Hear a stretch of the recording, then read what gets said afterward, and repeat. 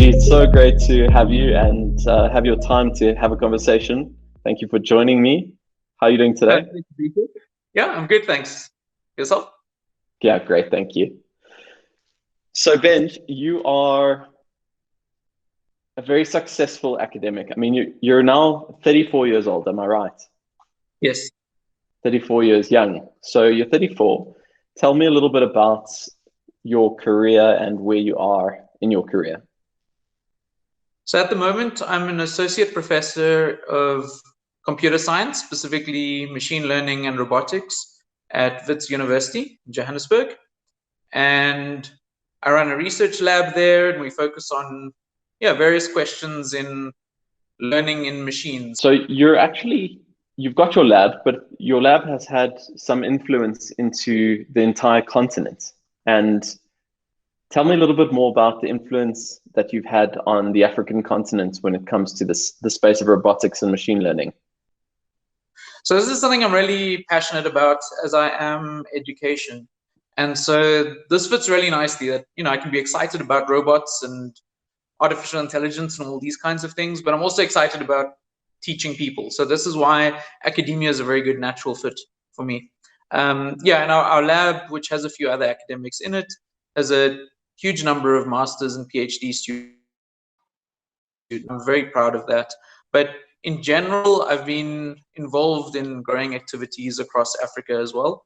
Most notably, I was one of the founders of the Deep Learning Indaba, which is now the largest machine learning summer school in the world. It started with a group of us who thought we'd either studied abroad or were currently living abroad, all expat South Africans, and we thought, we'd like to give back somehow, and maybe we could start have a few talks, and maybe we'd find 30 people that would be interested to come and listen, and we'd pay for this from our own pockets, again, just to give back to the community.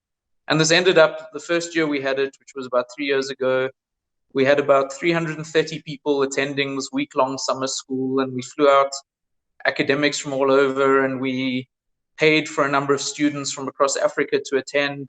And this just grew and grew. So we started off with 330 people at Wits. The next year was 550 at Stellenbosch. And then we went to Kenya last year, and there was about 700 people. And again, sponsoring students from across Africa. We've started up satellite events in more than half of Africa at the moment, Wow. have had some sort of satellite community going. So we've got thousands and thousands of people that are really top quality people that have gotten involved in machine learning. Now we're looking at things to help mentor people through preparing CVs and writing academic papers and applying for PhDs and all sorts of things like that. It's truly phenomenal. I mean, you've had a remarkable impact on, so many people around the continent. And I think I mean, I know you well, and you inspire a great deal of people. Whenever people get to meet you, or when people talk about you, they always, everyone holds you in high regard, for one, and for two, I think that there's a really interesting dynamic that you've taken kind of a leadership position in this space. You also got a big grant from Google for your lab. Yeah, a couple of years ago, I got a Google Faculty Research Award, which was the first of its kind in machine learning in Africa, and was really nice recognition from Google for some of the research that I've been doing. And subsequently, a couple of my students have also gotten various kinds of scholarships from Google and other places as well. So it's been really exciting and very rewarding trying to build up this piece of the ecosystem. Yeah, it's really incredible. And I think the contributions you've made have been invaluable.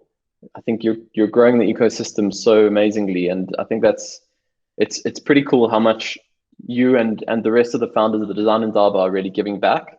So it's awesome to see that development and that growth, and how there's a groundswell and a movement towards what I think is such an important space right now.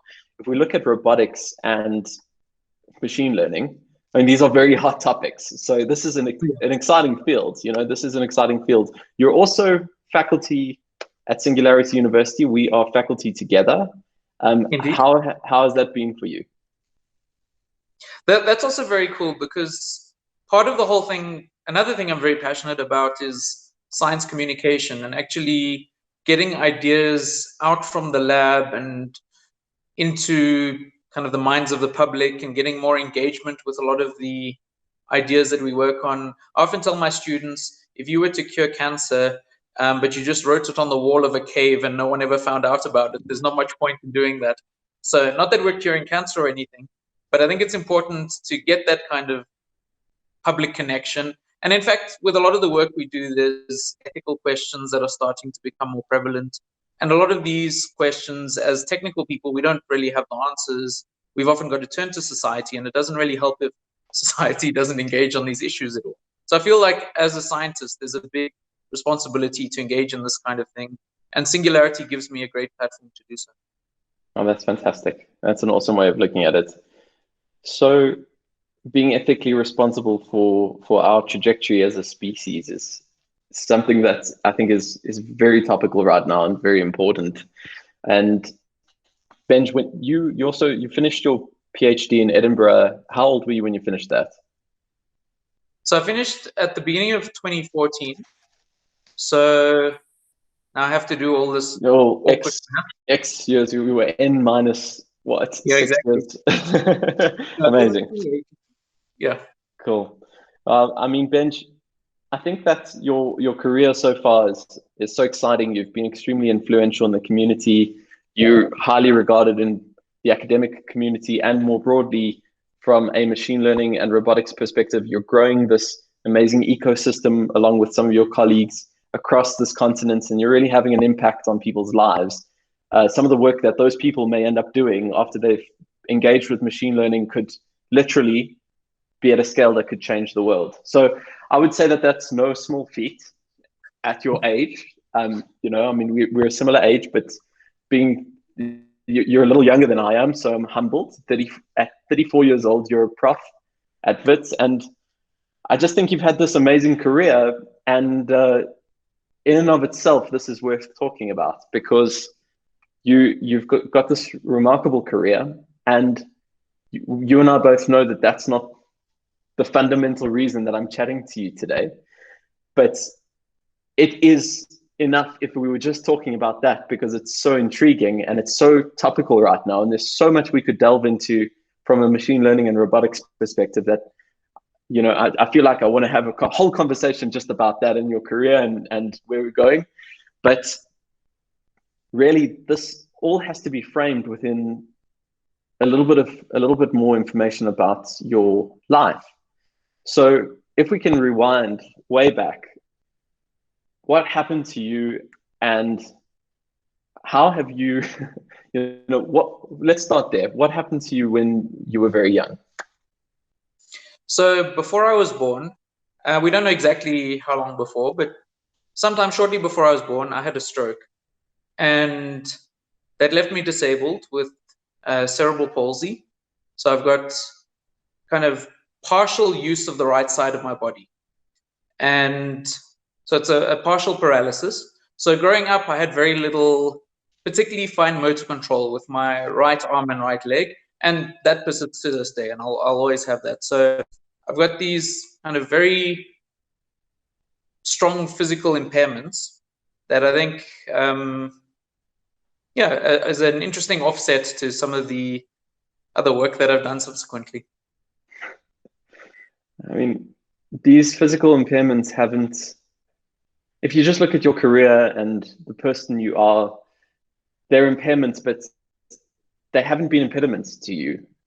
And one of the, you know, I'd really love to unpack that with you and just talk about how and why that is. But before we do that, these impairments have been with you throughout your life. You were born with them.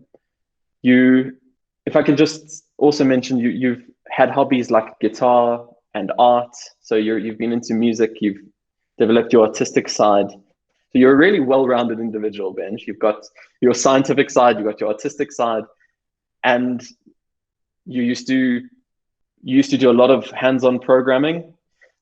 None of this has really stopped you. Why is that? How is that? Well, just to go into that, there've certainly been challenges. So trying to play guitar effectively one-handed is somewhat tricky, and it means, to my great disappointment, I don't think I'll ever be a lead guitarist of a rock band.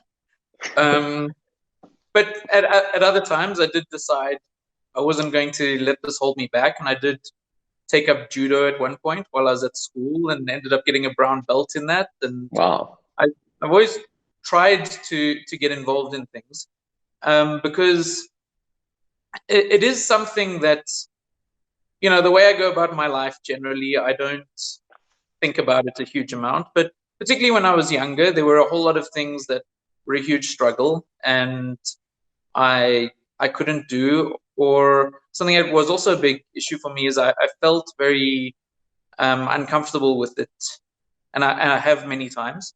And we can go into the details of what everything, what it's all about. But I think it's when you're faced with something like that, that's, you know, a physical block telling you, no, you can't do something. I feel like that I wasn't going to accept that. I was curious, and I wanted to find creative ways around things that I didn't feel hampered in my life. And for a long time, I didn't really know what that would entail. So when this was first diagnosed, when I was about 4 months old, my parents at that point didn't even know what I might or might not be able to do. They didn't know if I'd be able to speak. They didn't know if I'd be able to walk. They didn't know, you know, I might be drooling. I might not be able to feed myself, anything like that. When my mom asked one of the doctors, he said he hadn't really followed through with that many patients, but he was aware that one kid who'd had something similar had finished school. So my parents were kind of sitting with this and that kind of uncertainty. Apparently, I was starting to talk long before I could even crawl. I think I was, if I remember correctly, I think it was about 2 or so before I could even walk at all. So I think particularly when I was young, I must say that was probably a much bigger burden on my parents at that point than me, because I didn't really know any differently. Although apparently when I was young, I used to get very frustrated that there were certain things I couldn't do. The example my mom always likes to mention is I've always been a big fan of Lego, and it's really hard to pull Lego pieces apart, like basically one-handed. And so in the end, I found I could just use my teeth and my other hand, and I could separate things like that. So those were some of the kinds of challenges that I had growing up. So basically, maybe if I go into it a little bit more, I've got very little fine motor control of my right hand. So if I try to open it, close it, I've had a couple operations on my hand. I've got similar things on my leg. Although feet are less interesting because they can't move in the same way as a hand. So if I want to grab something, for example, I can kind of do this, but I do have very little control. So I can't do anything precise with it. There's absolutely no way I could ever write my name or anything like that. And even carrying something that's fragile and breakable would be challenging. So typically, like if I was carrying a tray, I'd kind of balance it on my arm rather than try and use my hand.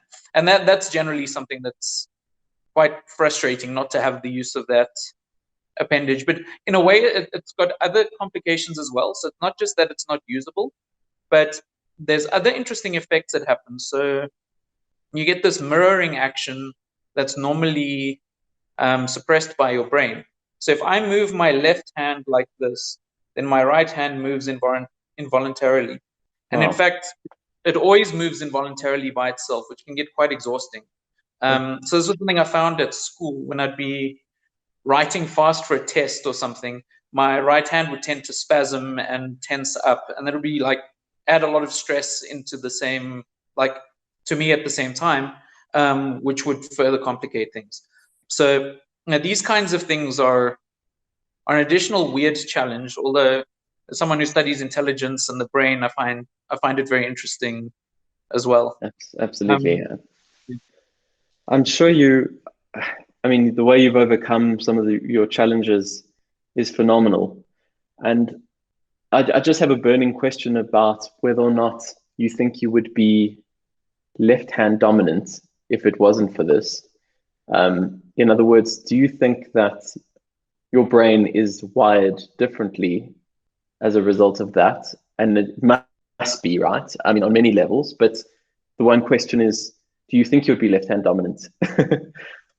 But that's actually interesting. And again, my mom always insists, she thinks that I would have been a right-hander if not for this. I don't know what one would base that on. It's certain that your brain adapts and changes and different connections are made and so on. But yeah, I think it's an interesting question. And unfortunately, I don't think I've got any way of testing this hypothesis. Yes, I know. Statistically speaking, it's most likely you would have been right-handed. I was just wondering if you had any cues or clues about that.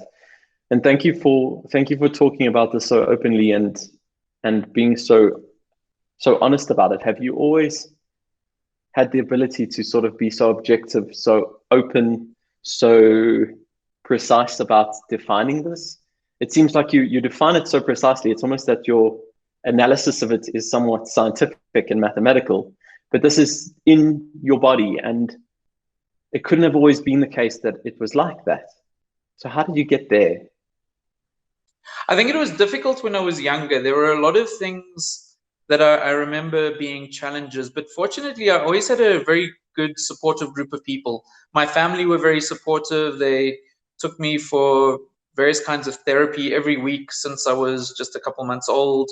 My mom and dad worked a lot with me while I was young. My brother was always very supportive. And then I always had like very supportive friends and family and schooling. I was very lucky in that regard.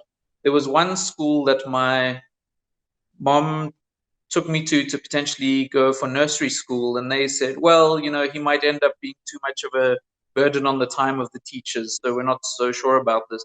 But apart from that, generally, it was a very supportive environment. And I have some memories from when I was in primary school. So we used to have these PE and swim classes and so on. And at that point, I had to wear a splint, like a plastic splint on my leg, and I wore one on my hand as well, although that generally was at night. And I remember, we'd go for swimming during the day. There'd be whatever swim period.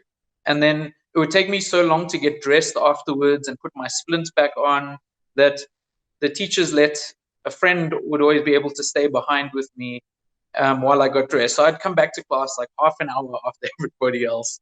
Wow. I'd always have a friend there with me. And I even participated in swimming galas, which apparently my parents were just overjoyed. I'd still be swimming like 3 races later. I'd be trying to finish the same length of backstroke or something. But I was always determined to try, that I wouldn't take it that, no, I can't do these things. I've got to try these things. And I think I've always been determined to not let it kind of stand in my way and also not define me. I've been, when I was younger, it was something that was difficult, and I knew I was different. I couldn't play sports. I couldn't climb trees. I couldn't do these kinds of things. And even, cutting my food or tying my shoelaces was very difficult. But I slowly figured out ways around that. And I think people tended to accept me because I think I tended to accept it in myself. It's like, well, I've got this challenge, but all right, let me make something work anyway. I can't just sit here and be upset about it. It's incredible. I mean, there's a lot to discuss there. And what's really, it's really interesting is, first of all, that preschool, what a loss to that preschool. An amazing story. And what a remarkable journey you've had despite this. Now, you've spoken about a resilience to and an unwillingness to allow this to define you. And just knowing you the way that I do is that this is the very last thing that defines you.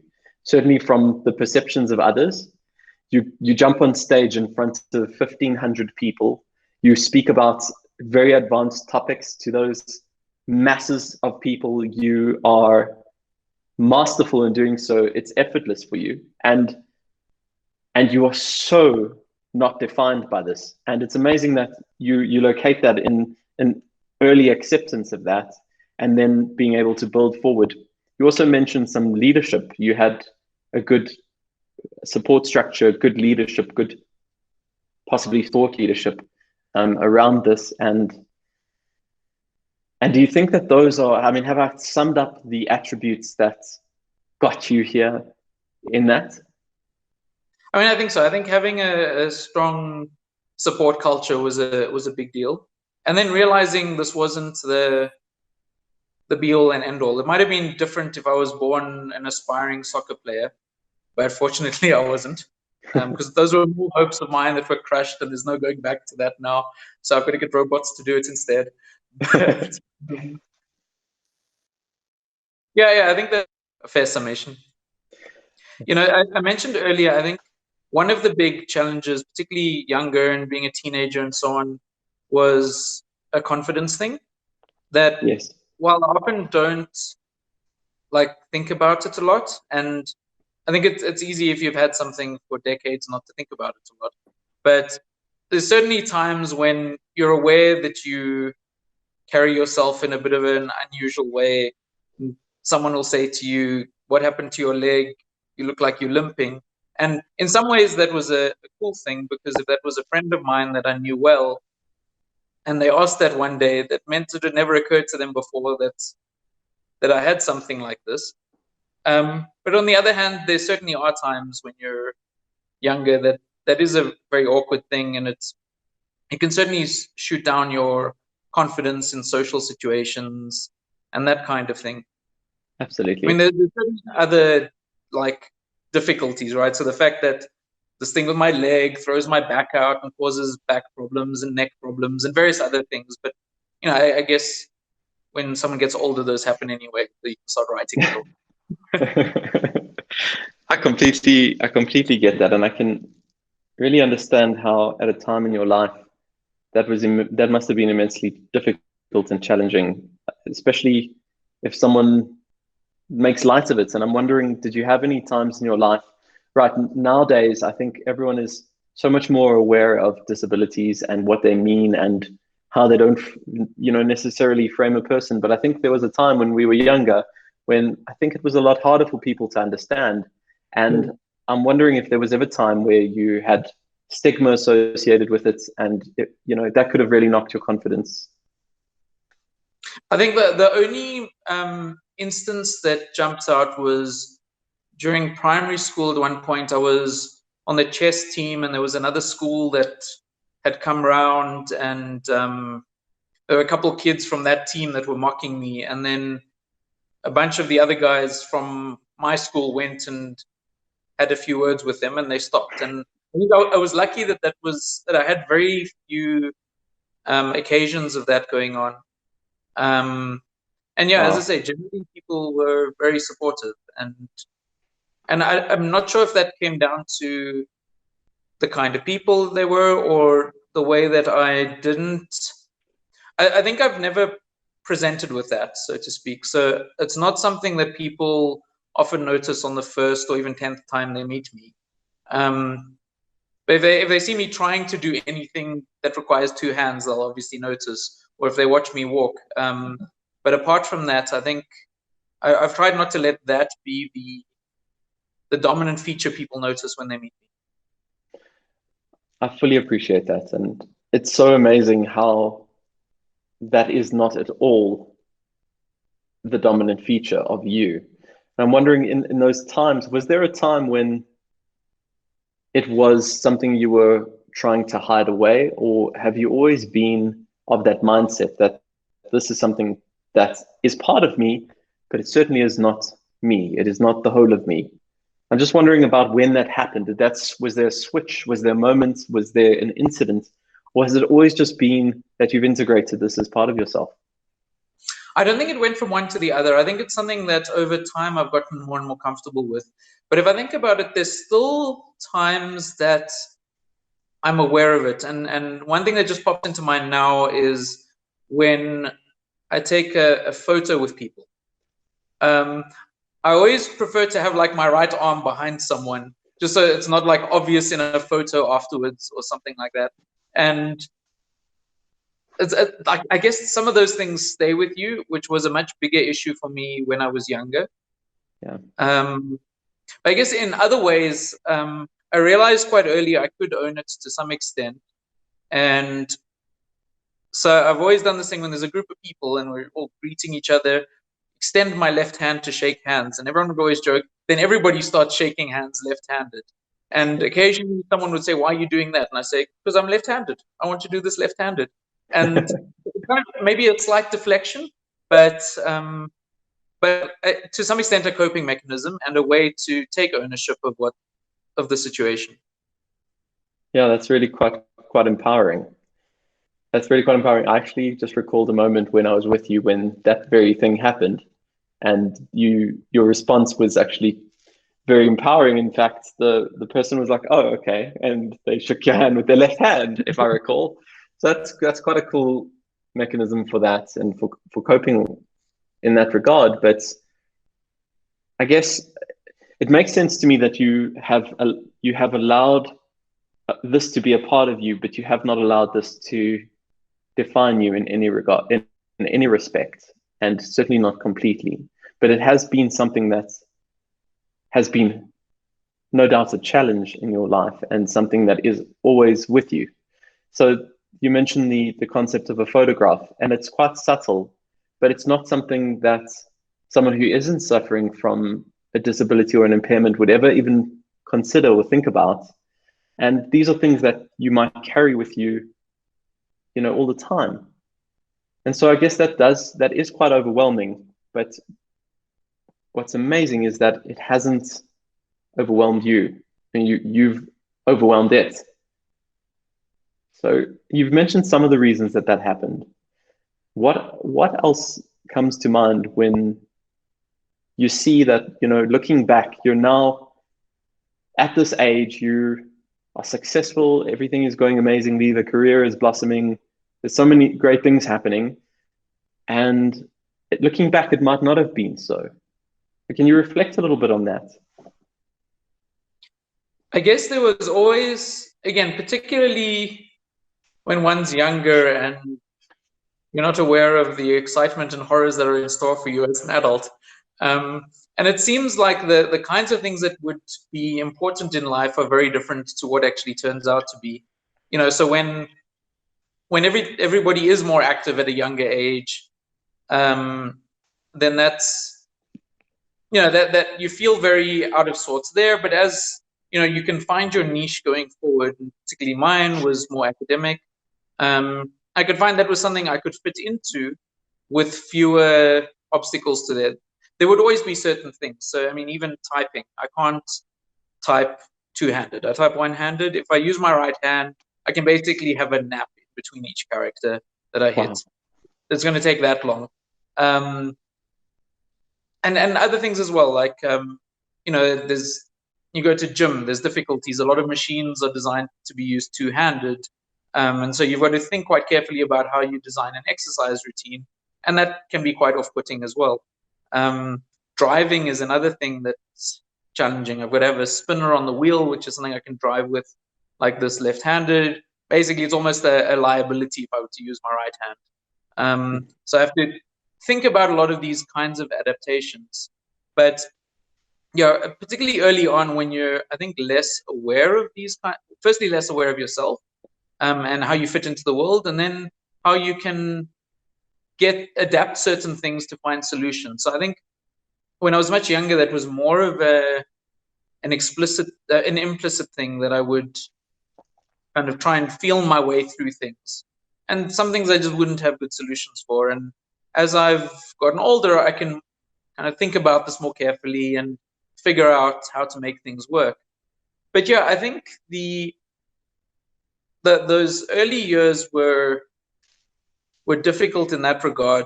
I think, particularly once by about high school, particularly late high school, once I'd kind of find my niche and knew what I was passionate about and knew that this didn't have anything to do with that, I think that was probably also a big confidence booster at that point. Okay. And Benji, did you ever perceive a time where you didn't know where you were going in your career? Like, what I mean to ask is, did you always had a sense of what interested you and you followed your passion, I'm sure. Did you ever think that it might not work out because of the limitations that you faced? It's funny. I think everybody thinks it might not work out, but I don't think I ever thought that because of my disability. I mean, when I was very, very young, I wanted to be a paleontologist, and that might have been quite challenging, climbing over rocks and things. Maybe if I'd stuck with that for longer, I would have figured out that that could have been quite challenging. But at least when I got excited about computers, that wasn't something that really was impacted by these, challenges.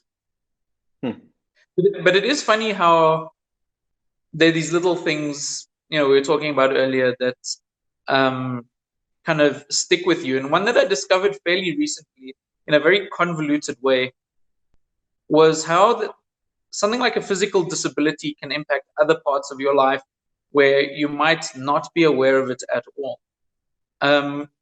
When I was young, I never used to like horror movies or anything from the horror genre because I would always jump at scary moments and everyone would laugh at me. And it was quite cool that they laughed at me for things like that, but I didn't get picked on for my disability. Yeah. And then a couple years ago, I was watching, I don't know, a horror series or something, and I jumped at one point. And I think by this point, I was a lot more mindful of kind of my place in the world and how I was working within it, probably coming from meditation and so on. And it suddenly occurred to me that my right hand jumped. And I thought this was really weird. And then, like, as the show carried on, I now actively started paying attention to this, and another jumpy moment. That's what happened again. And then discussing this with neurologists afterwards, turns out there is like a natural jump reaction that's normally suppressed by your brain, but in this case, because of the damage in my brain, so there's a part of my brain that, when I had the stroke, it killed off a part of the brain that's not actually performing that function. So it turns out when something scary happens and that jump moment, the right side of my body jumps because it's not automatically switched off. So the funny thing is, like, now I've got a thing against horror movies because of my disability in a weird way that, like, never, like, it's just fluke that I pieced it together like that. But I'd imagine many people's preferences come from very strange coincidences like that as well. That is such an interesting insight that you've discovered about yourself through, and it's almost fortunate that in your realm, in your sphere of work, you've been able to kind of get that insight. As you say, people may not be aware of it at all, and perhaps if you hadn't been talking to a neuroscientist about it, you may never become aware of where that comes from. Huh. So it's interesting because in a way we become formed or forged by our past experiences that we, kind of battle against and then overcome. And then we're more resilient, then we're able to do more, we're able to conquer more. And I guess that story you tell, which is interesting about figuring out a quirk about yourself, is a great segue into asking you about where you are now and how now you look back and you see all these events. So I'll ask you a very obvious first question is, do you think you would be where you are now? Would you be you in the absence of your disability? That's a super interesting question. That's something I do wonder occasionally. Like, particularly very early on when I was just a few months old and my parents had no idea, like, how this would end up. I was having physiotherapy and occupational therapy and for a while even speech therapy because they didn't even know if I'd be able to talk. And while the speech therapy didn't last that long, the others did. And I often wonder if that extra stimulation that I got at that age might have, again, had some sort of unintended consequence later on that got me more interested in something or changed my career path one direction or another. And I mean, even philosophically, it's something I wonder about, how resilient our paths are, or if, I feel like people are good at making the most of situations that they've got, but how different would those situations have been with the flutter of a butterfly's wings or something like that? Yeah. Do you think that, I mean, there's no doubt you're an extremely intelligent individual. we hypothesized about left versus right hand dominance. It's possible that that rewiring you spoke about almost was an unintended consequence of some of the things that you went through. And when you approach a problem, you often think about it differently from other people, I'm sure. Right? So there is a great possibility that, I mean, certainly the Benji we see now is forged and formed by all of those things. So it's hard to imagine what you would be like without that. But it's quite plausible Exactly. that your intellect is from that. Yeah, I mean, it's also a difficult thing. I think, you know, I'm always reluctant to say if I could go back and change one thing, because you know, we've all watched those sci-fi movies with time travel and the unintended consequences. But at the same time, it's, you know, because this happened particularly in the part of my brain associated with motor control, it's not clear how much extra, like how much that would have affected things around intellect or any other parts of the brain. It's certain that when there is damage of some sort, the brain does do some rewiring. But that might just be that what would have been a very bad condition got slightly better. And the brain found workarounds there. You know, in general, it's hard to say what's, you know, I don't think you can say what would have happened in another universe. But no. I suspect the way that people responded to me subsequently, that I'm pretty sure had a big impact, and the way my parents worked with me a lot to try and make the most of it, and that kind of thing, that I'm sure had a very positive impact. Okay, so perhaps not necessarily, I guess our hypothesis is not necessarily on a physiological level, but absolutely certainly on a social level. And your discovery of your interest in computing may have been quite different if you were, you know, as you said, you had the ambitions of being a soccer player, and perhaps you would have spent all your energy, and funnily enough, it reminds me of some of my own story, but you would spend all your energy on the soccer field. You would never have made space for computing, right? So I mean, Exactly. we can certainly, Or if I was better at guitar, then there would have been less you'd be a rock time star. for that in my life, right? And your path, I think these small perturbations early on through these kinds of chains of events get magnified, obviously. Absolutely. And like Steve Jobs said in that famous speech, we can only kind of connect the dots looking backward. And I guess what I want to try and get to the realization of, and I don't mean to lead you in this, but for me, it's like Benji became Benji because of, and part of it was because of what happened. And although it was something that could be so devastating and debilitating in your life, it's really something that is just a part of you that you've turned into a really amazing, well-rounded, successful character trait of yourself, that even to the point that you make quirky jokes about it on meeting people. I completely agree. I mean, you know, we can't say exactly what would have happened, but I'd certainly be a completely different person, which means I'd be in a different place in my life. I would probably know completely different people. And I think the fact that I'm happy with where my life is and where it's going and the people that I've got in my life and the kinds of things I'm doing means I wouldn't go back and change that for anything. I wouldn't want to be that other hypothetical person. I like the person I am. I think that's very fair, and I really appreciate that. And I think that that is an amazing outcome, because so many people end up resenting things that they face as obstacles, and it's totally understandable how that could be. I mean, you could be telling me that you hate this element of yourself, but actually you've embraced it and it's formed part of you and it's created part of you. So that's really inspiring. You know, and there's always a balance. I still can't ride a bicycle. And much as I've tried, I don't think I'll ever be able to do that. And again, my guitaring will never be something that I'm hugely comfortable playing for anybody. But, you know, I think you find the positives and like reflect that those are only there because of the journey you've been on.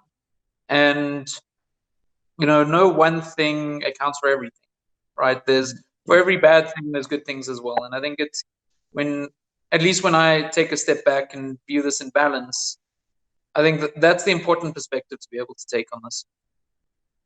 And I mean, Benji, you've used elements of, so some elements in your life, you've actually allowed them to, we spoke briefly about perturbations, you've allowed them to become amplified by adjusting your behavior based on what you learned and what you were able to do really well versus what perhaps was more challenging for you.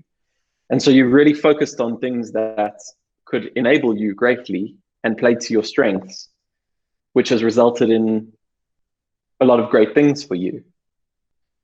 And I think that being able to be supported in the exploration phase of that and in the exploitation phase, if you know what I mean, but in the exploration phase, you were figuring things out, and then you worked out which way to go. It's almost like your life has been a giant, and I hate to be too meta here, but it's been a giant optimization problem.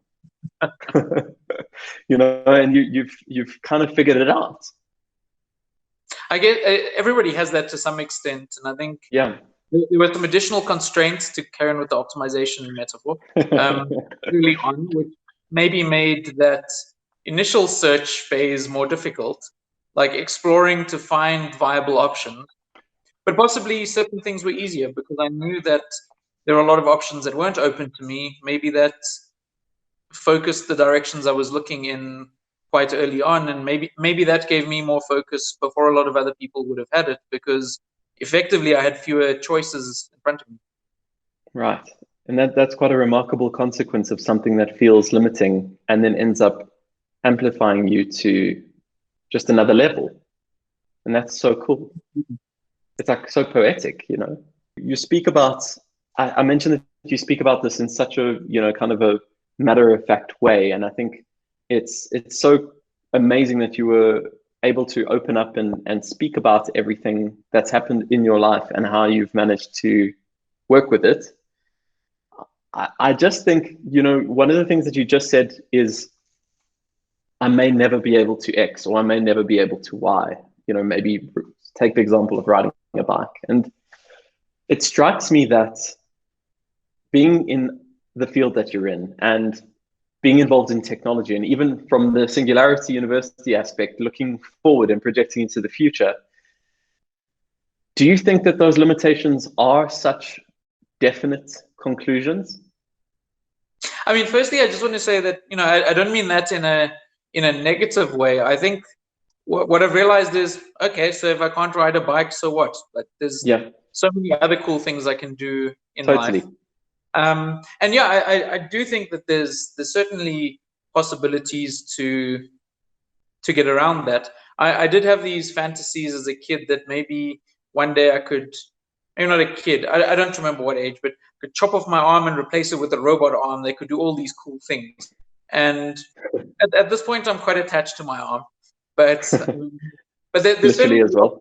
That, and I think that there's a lot of options here. One is, voice controlled machines to do things for you can get around some of the problem. You can have, they could be wearable technologies. They could even be kind of wearable rehabilitation type stuff that might be able to get extra functionality. What's interesting in that case, in my case, is there's muscular problems because a lot of my muscles have degenerated because I can't use them. I've never been able to use them. But then fundamentally, there's a control problem in my brain that I just kind of don't have the ability to perform certain motions with my arm and leg. So like in that case, it's fairly complicated because there's a lot that would have to happen. But I don't think, there's certainly the sci-fi view of like replacing things with technology. But I think there's more interesting ways to augment things as well, right? So in some sense, you get those Segway type vehicles that are kind of like bicycles, but you don't need the same kind of balance to get them to work. And I think this is the interesting thing about technology. There's so many different ways around challenges. That's what makes it exciting. And I don't feel limited in that way. There's nothing at this point that I really need in my life that I haven't found a workaround for, that's affected by this.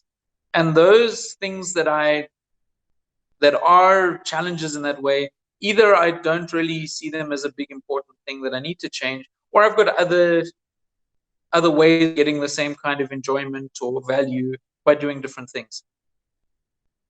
It's really spectacular, that, and that's great to hear.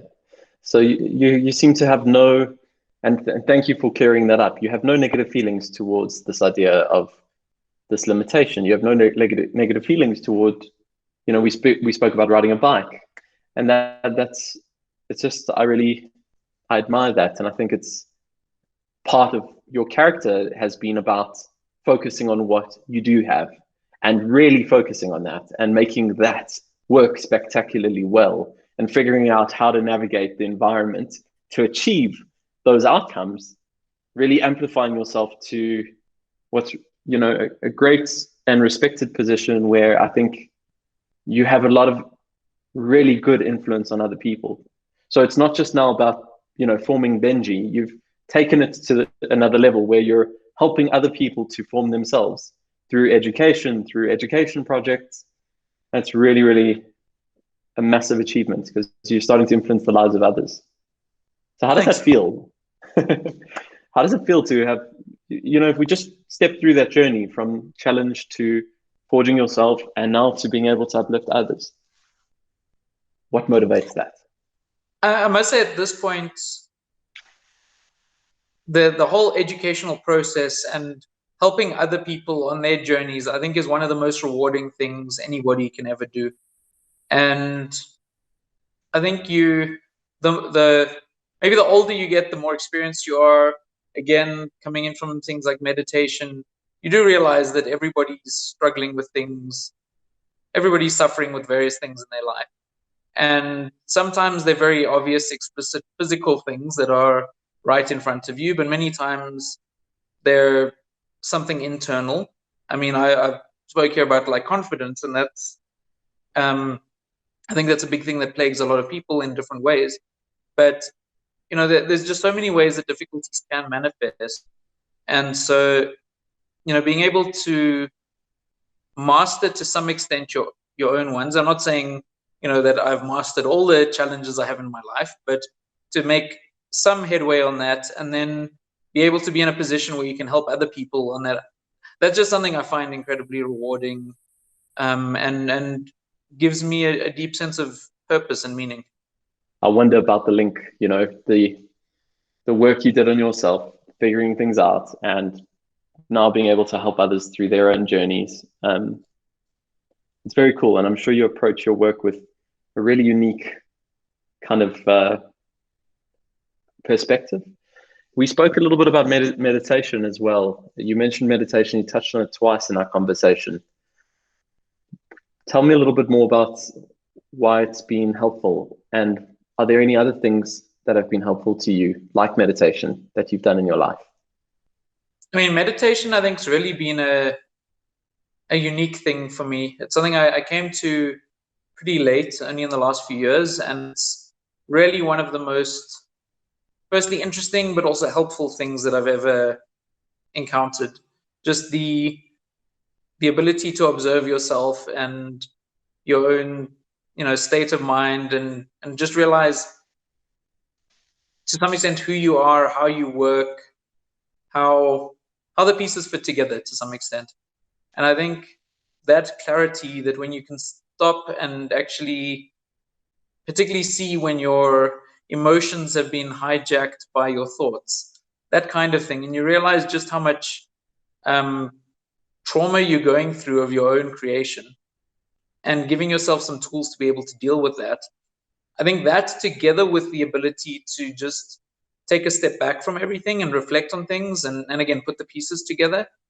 And, that perspective of looking back and saying, okay, how have, maybe some physical things affected the way that I'm thinking, or the way I'm acting, the way I feel about certain things, or making it more explicit how these things link together, and where something might have happened, but I wouldn't have noticed it. But now, if I'm more mindful about the situation, I'm actually more aware of what's going on. And I found that just an incredibly useful tool for getting to know myself at a level that I hadn't ever managed to before. I mean, I think we all progress in that direction, but it was just a wonderful way to kind of fast forward that process for me.